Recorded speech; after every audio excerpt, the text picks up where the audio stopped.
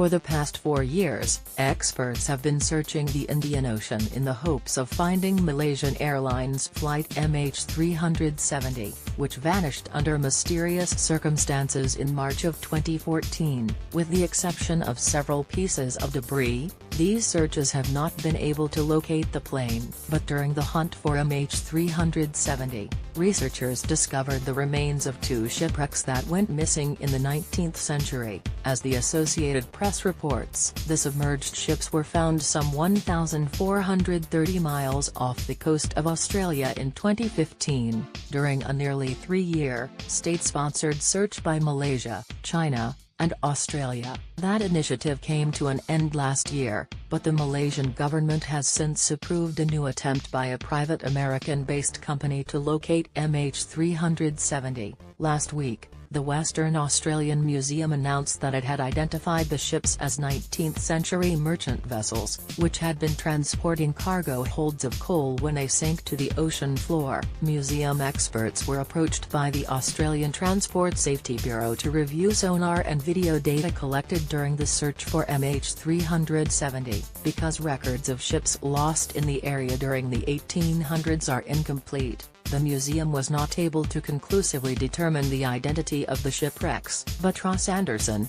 the museum's curator of maritime archaeology, reveals in a press release that experts can narrow the possibilities to some prime candidates based on available information from predominantly British shipping sources.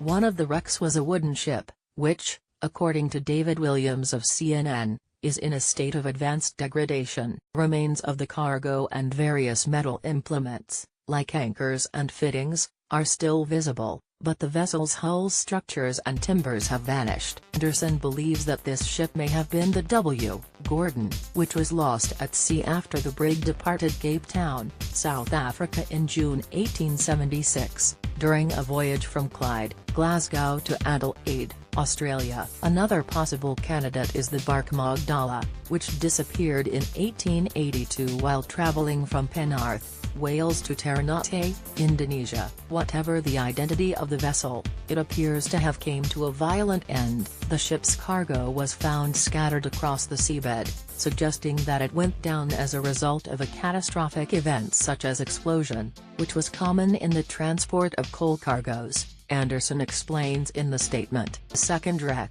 which is made of iron, is in better condition than the first. It lies upright on the bottom of the Indian Ocean, and experts were able to determine that it once had at least 2 decks. Analysis of a coal sample retrieved from the site suggests that the ship was British in origin. Anderson believes the vessel is most likely the Westridge, which disappeared on a voyage from Liverpool, England to Bombay, India in 1883. Both sunken ships would have held crews of between 15 and 30 men, according to Anderson, and it is possible that additional passengers were on board. Sea captains, for instance, sometimes took their wives and children with them on international voyages. Then, as now, Anderson says in the statement, the disappearance of so many lives would have had a devastating impact on maritime families and communities. Like this article? Sign up for our newsletter.